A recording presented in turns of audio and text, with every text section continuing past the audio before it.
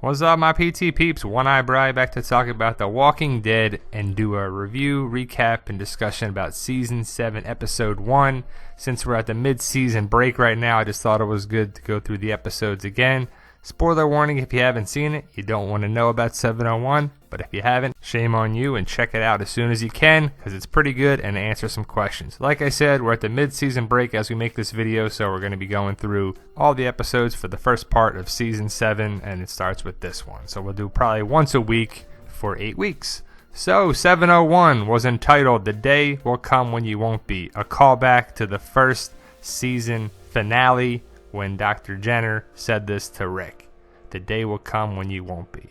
And you're not grateful now after Negan and this crap. We waited all summer to see who he picked. And we narrowed it down to basically these 6 based on a couple things over the summer. Then we got the information, but who it was. But over the summer, we were like, it's this, it's that, it's this theory, that theory on there. But then Norman Reedus posted this picture, and it shook up everything with the red on his neck and then the blood splatter on his eye. So you are underneath his eye for Rick there, and you knew it was going to be one of those people to Rick's right. So people were, it was such a debated thing over the whole summer and right up to when the season 7 episode aired, and it was such a big deal when it happened. And Abraham was a bigger loss to myself because we knew Glenn was going to die from the comics. And Abraham's gesture to Sasha here with the peace sign is very touching. Rosita, Rosita, Rosita. If you just looked at the bat, maybe Glenn doesn't die, right? But we'll never know. And then if Daryl doesn't do this, maybe Glenn doesn't die, right? But again, we'll never know. Do you blame Daryl? Do you blame Rosita? Do you blame the writers? Who do you blame? I don't know. Daryl's like, what the hell? But it was a good episode overall. I thought the acting was done very well, especially Andrew Lincoln's. And then Negan, you see Glenn there and you can't help but be like, Glenn's gonna make it, right?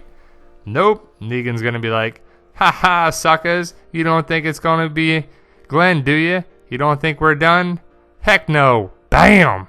And it was gross. Negan's line is kind of crazy over the top. Look at the guy behind Glenn. Look at his frowny face. He's like, oh, poor Glenn. But yes, it was very sad. You had to feel bad for everybody, Daryl, Glenn, Abraham, everybody watching it. But what really was hard for me to watch, especially at the end, was Maggie. Maggie broke me down and made me, feel for her. And I thought Lauren Cohen did a good job, as they all did, But it stuck to the comics in a lot of forms, a lot of lines, the way they did it with Glenn's eye popping out. And it was the start of the comic book season, Season 7 has been really close to the comic book more than any other season so far. Now, they did drag out the deaths. You had to wait like 20 minutes or so into the episode to find out who was picked and everything, and it was waiting. It was torture. But like I said, that's a great picture from Greg Nicotero's Instagram on there. Definitely follow G Nicotero if you don't. Daryl was taken prisoner. Glenn and Abraham were no more, and it was a shame. It was sad. It was a very sad episode. That's what it was. It started off the season in a very sad way.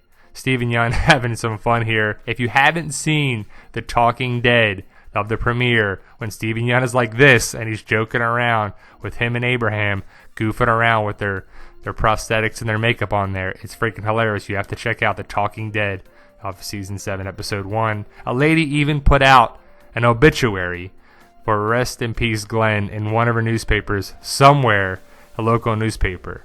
Negan broke Rick, and that was the whole point of him going on the RV trip from hell to go get his axe and all this other stuff. But he broke Rick. He broke Rick at the end of it, that's for sure. Glenn became a Polaroid on the wall that was later shown to Daryl in episode 703. You see the guy right there taking a picture. I saw it first time too. It kind of foreshadowed that back in season 6 with Glenn looking at the Polaroids. Rosita, Rosita, Rosita. She's been involved with all the different things, so she kind of feels responsible, I'm sure, and she's out for vengeance. She was involved with this, looking at Abraham's bloody brains on there and everything, so Rosita wants blood, and I don't know if she's going to get it because she's been failing so far.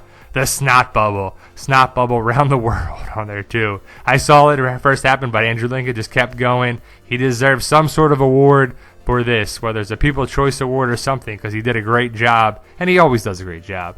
Carl, they panned to Carl that he's going to step up, and he does in the one episode. Doesn't work out, but he does try to step up. Maggie, we got to fight them. It was just very touching, the entire episode with her, from her standing up to addressing that. And everyone was broken down, but Maggie started from the very beginning and said, look, we got to fight them. We can't go away from it. We got to get even with these people. We got to avenge, Abraham and Glenn. And she's been there, and now they're finally caught up to it throughout the later part of the season, but it started there. Then the table scene with all the different things. You see everyone at the table is very touching of what could have been and what should have been without Negan in the picture. For the spaghetti in the center of the table to Morgan putting out 2 candles. You see everyone at the table. It's a good way, and reminds me of Thanksgiving, that's for sure.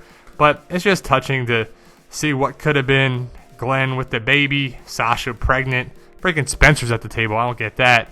But if you see the cowboy hat next to Carl, that's Judith growing up a little bit.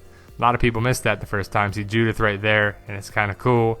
Aaron, no Eric though. You don't see any of that. But head of the table is Rick. The other head of the table was Glenn with his baby, maybe baby Herschel. We'll see if they name it like that from the comic books.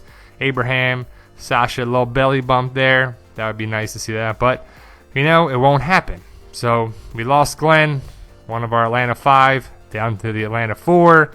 Abraham, Big Red, gone, man. Going to miss him for sure, and they haven't been forgotten, that's for sure. This is what broke me down when he said he's our family too, and he's helping Glenn with helping Maggie with Glenn to move the body. That was just, man, it just hits you right in the heartstrings every time. But like I said, R.I.P. Glenn Rhee, Abraham Ford, and it was a shame. But overall, season 7 started out with a bang. Literally 2 people gone, and it's going to forever change the show. And I don't know if they can ever recover from it. Love this picture right here, the cast photo from that dinner table. That's just an awesome picture. Just love it. So what'd you think of 701, guys? I thought it was great. I'm going to probably rewatch it again before it picks up in February. So there you go, guys. Check out our Walking Dead community page. Just want to do a little recap of there. Check out our Walking Dead community page, like I said, and we go doing some contests and some other things, and I want you to be a member of that to be eligible for the contest. And as always, guys, thank you for watching, and let us know what you think about 701 and the rest of the season. Thanks, guys.